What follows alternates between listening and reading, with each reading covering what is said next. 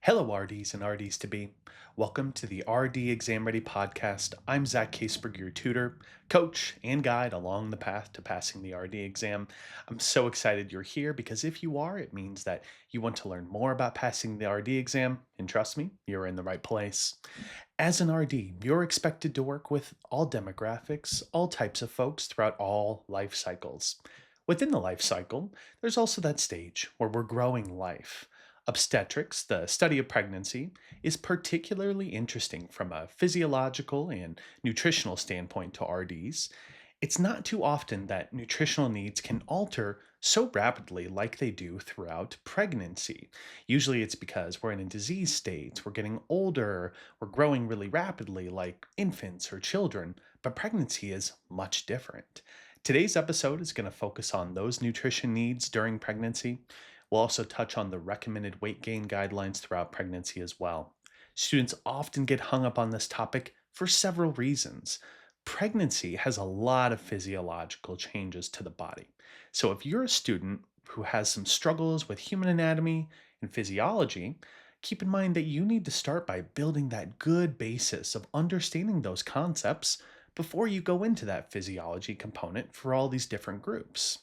Secondly, whenever a number is incorporated into a topic, it immediately becomes more challenging for some of my students. As we talk through these today, you'll find ways to not go about memorizing those numbers, but more inferring about what the best answer may be. Here will be our breakdown of our subjects and objectives. We'll have the goal of learning about some of the physiological changes that occur throughout pregnancy and their influence on nutrition, review the basics of pregnancy nutrition guidelines, such as major macro and micronutrients, learn about pregnancy weight gain guidelines, and then apply it to some pregnancy related practice questions, using that process of elimination to help us come to the best answer. Let's start about the duration and some of the basics of pregnancy. From conception, pregnancy averages about 38 weeks in length. Commonly, we say 40 weeks, but this is because pregnancy can be measured from the first day of the last menstrual period. For the exam, going forward, just stick with your 38 weeks so you have a reference that you're going to go with.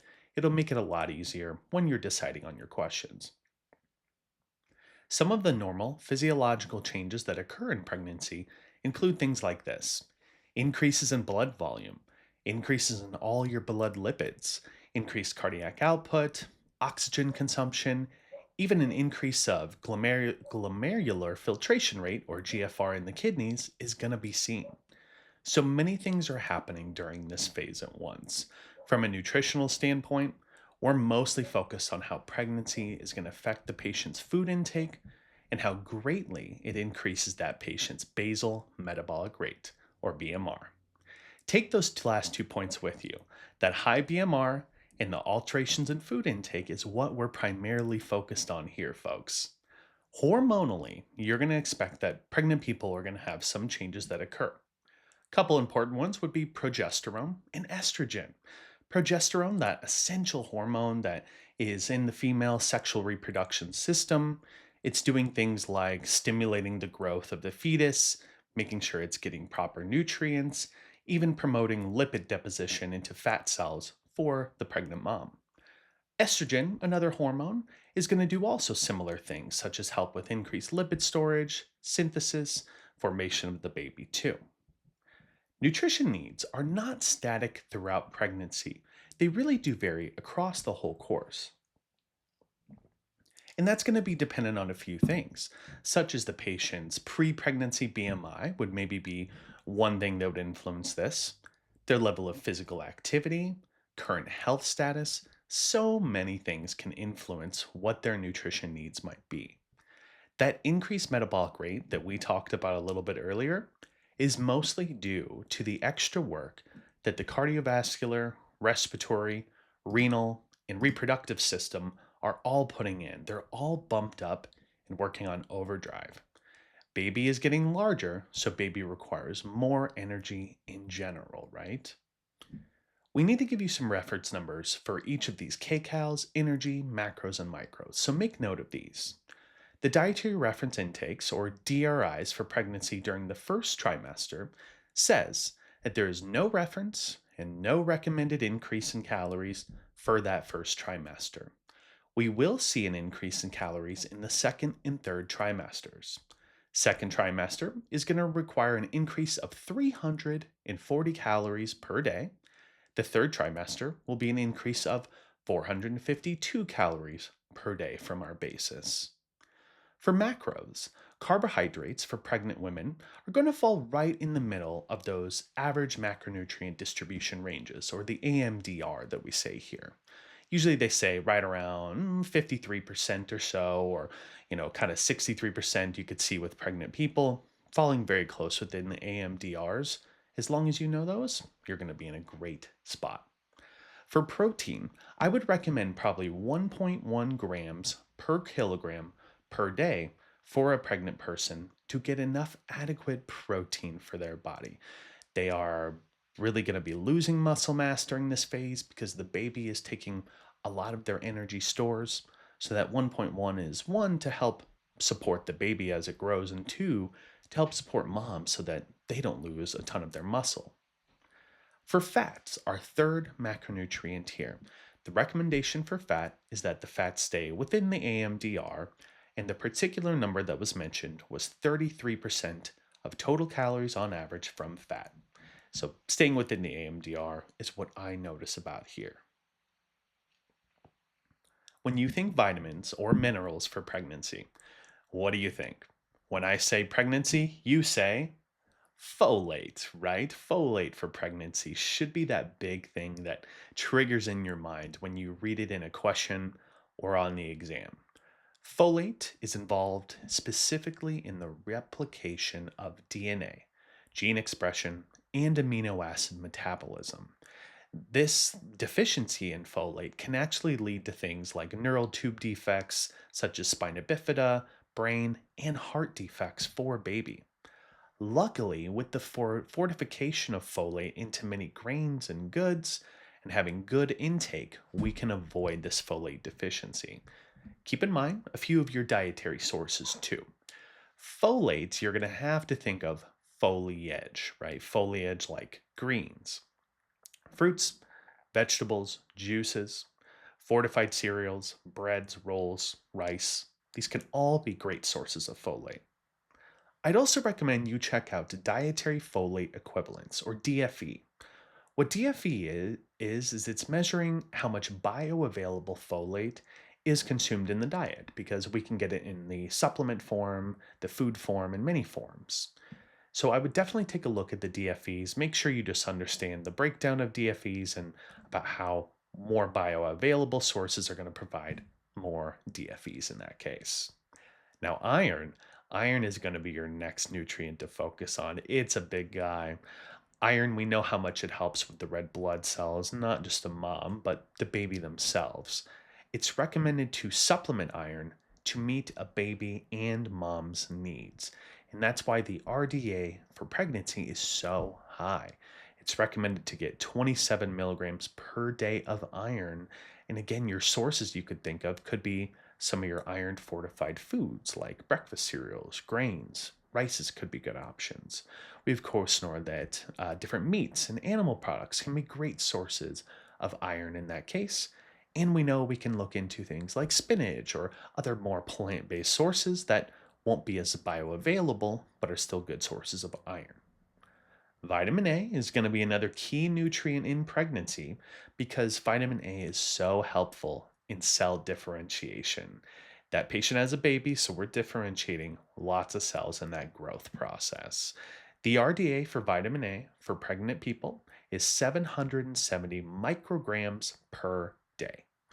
The big concern that is noted in the text is that you also have to watch for toxicity of vitamin A during pregnancy, as those fat soluble vitamins in particular can really become toxic really easily.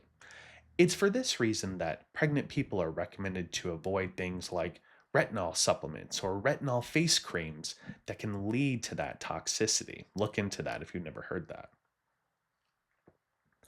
Vitamin A's little neighbor here, vitamin D. we know is essential for your own bone development and your hormones. So it makes complete sense as to why we're growing a baby, baby's growing bones, baby's growing teeth.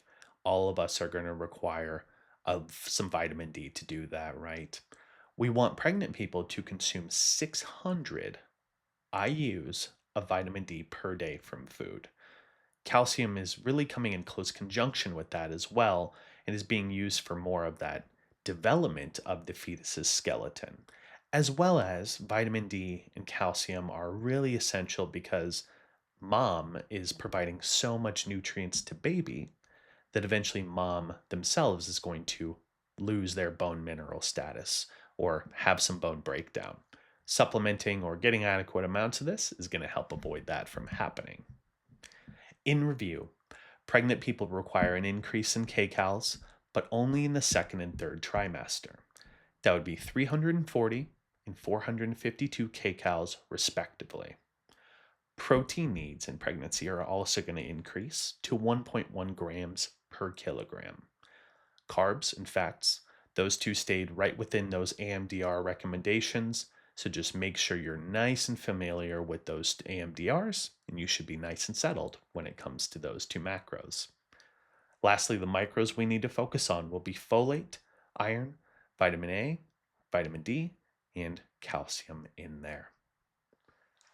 Pregnancy weight gain and weight gain guidelines are an important consideration too for mom and baby. As we know, a mother's pre pregnancy BMI and weight during pregnancy can change the baby's health as well. Being underweight can lead to all kinds of issues for baby, and being overweight can lead to all kinds of issues with baby, whether it's growth, development, later chronic diseases, issues of their own social development. These are all being included based on what mom's BMI is before and throughout pregnancy. So remember, kind of as we go through these numbers of these guidelines, you're going to have to kind of figure your way through them. The higher that mom's weight is before pregnancy, let's say if they have an obese BMI before becoming pregnant, the lower the weight gain that is required to produce a healthy sized baby. And this is because an obese person is going to have a lot more energy stores to meet their needs and baby's needs. They're not going to require as much weight gain because the goal would be that the baby takes some of their nutrients, that they don't overfeed because the baby is probably getting enough what they need just based on the mom's energy stores. Let's remember some challenging numbers here, but let's start slow. A normal BMI of 18.5 to 24.9, we are going to use a little marker to help us remember how much weight to gain throughout the total pregnancy. What would you say is the average age that people tend to have children? If I had to guess, I'd say between 25 and 35 years of age is about average for when people have kids, right? The recommended total weight gain throughout pregnancy for a normal BMI is going to be 25 to 35 pounds throughout all of the pregnancy. In the second and third trimester, they're recommended to gain about a pound per week. First trimester, they're not so worried, but second and third trimester, a pound per week for a total of 25 to 35 pounds throughout the total pregnancy. Now, that 25 to 35, folks, that needs to be your starting point, that normal BMI. Then you can increase and decrease based on that number. So let's think about an underweight pre pregnancy BMI. Will they need more weight gain or less weight gain? Well, more. They have less energy stores for the baby and for themselves. So we would recommend they gain a little more total weight throughout pregnancy. 28 to 40 pounds is the number that you need to come up with there. Still looking at about a pound a week for the second and third trimester. Now, let's go to the overweight BMI. They have more energy stores, so they have less weight to gain during pregnancy. Less, right? So we can infer that if we use our 25 to 35 as our starting reference, an overweight BMI would probably require just a little bit less weight than that, right? And it's just a little bit less, a step down of 10 pounds. Total weight gain during pregnancy for an overweight mother who had a overweight pre-pregnancy BMI is going to be 15 to 25 pounds there. During the second and third trimester, those moms can gain about zero point 0.6 pounds per week, is what we're looking for. Not that pound per week, that'd be too much. 0. 0.6 pounds per week. And lastly, with obese will be even less gain throughout the total of pregnancy. 11 to 20 pounds is the total amount of weight gain recommended for someone who has a obese pre-pregnancy BMI. That'll be a half a pound per week in that second and third trimester there. If you know someone who's having a twin pregnancy, or maybe you have a twin on the way for yourself, you may not be surprised by how much stuff almost doubles. For weight gain guidelines, I don't have a pound per week recommendation, but it does say in the text a total weight gain of 25 to 54 pounds for a twin pregnancy. We don't need the specifics, but I'd assume that pre pregnancy BMI can probably have a little bit of influence on that number, but that's good to know, 25 to 54 pounds. Let's apply this to practice questions. Remember, for every question, you should approach it using the POE, the PO, process of elimination, a very helpful strategy for standardized tests like the RD exam. Carefully read through the question first. As you go through each answer, use your scratch paper to say if you like it, you hate it, or you just don't know much about it. Let's try it out with these questions. Number 1. The RDA for vitamin A for pregnant women is answer A, 700 micrograms, answer B, 770 micrograms, answer C, 27 micrograms, or answer D, 452 micrograms. I'm going to go through each answer and see if I like it, hate it, or just don't know. Starting with answer A, 700 micrograms. Based on what I know for vitamin A, this seems like it's kind of an okay number for things. I'm just going to hold on to it for right now. I'm not going to get rid of it quite yet. For B, 770 milligrams. Well, I remember that for pregnancy, they require just a little bit more vitamin A. Answer B fits very well with what I know, which is that I believe it is 770 micrograms required per day of vitamin A for a pregnant person. I like answer B and I'm going to hold on to it. Answer C, 27 micrograms. That doesn't sound right to me. It sounds way too low. So I'm going to eliminate C. And D as well, 452 micrograms just seems like an odd number. And I'm going to get rid of D as well. If I'm between A and B, 700 micrograms or 770 micrograms, I would go with B as my best fit between those two. Number 2. Which of the following is true regarding physiological changes from pregnancy? A, decreased cardiac output. Answer B, decreased oxygen consumption. Answer C, increased diarrhea. Or answer D, increased blood volume. I'm going to read through each and I'm going to see if I like it, hate it, or just don't know about it. For answer A, decreased cardiac output, I'm looking for what's the true statement. For pregnancy, I'm a little questionable on the cardiac output. I actually think they're going to have increased cardiac output because cardiac output is us, that ejection of blood to the rest of the body. And I feel like that actually they would have increased cardiac output because they need to push more blood to the baby, right, to provide those nutrients. I'm going to get rid of A. I don't think it's a good fit.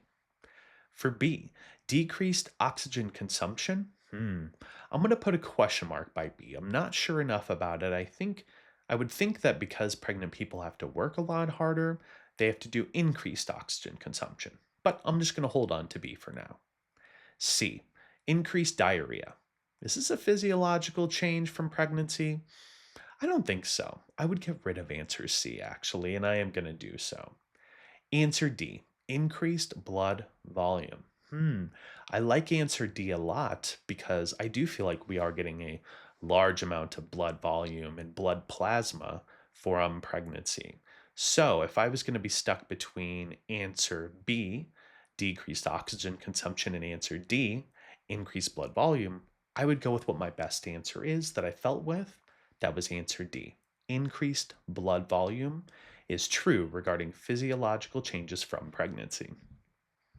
Number 3. An RD is assessing a pregnant woman in week 20 of her pregnancy.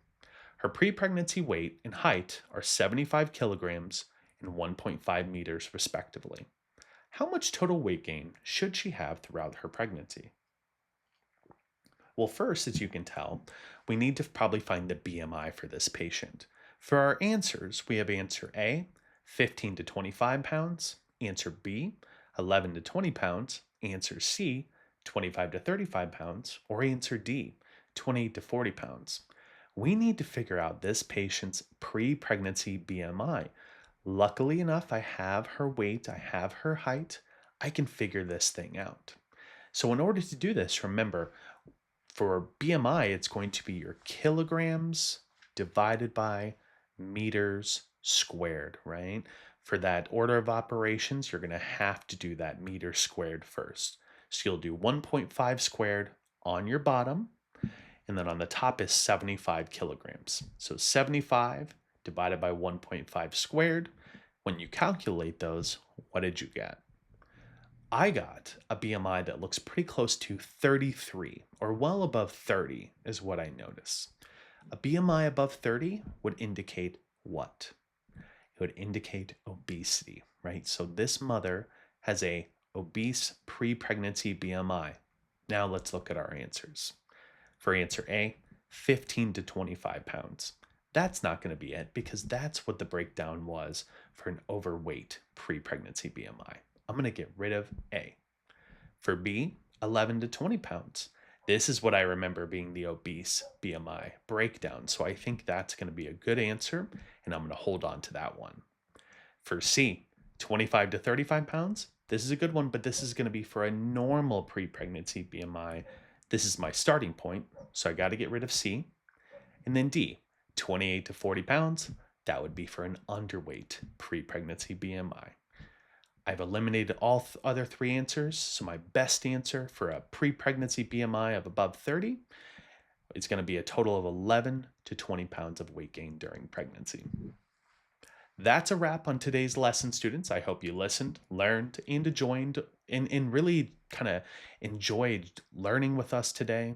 Remember that passing this exam is a journey. We all need assistance along the way. Do yourself a favor, do me a favor, hit that sub button if you haven't, tell your other friends studying, and rate and review and help spread the word if you can. And remember, as always, happy studying, RD to be.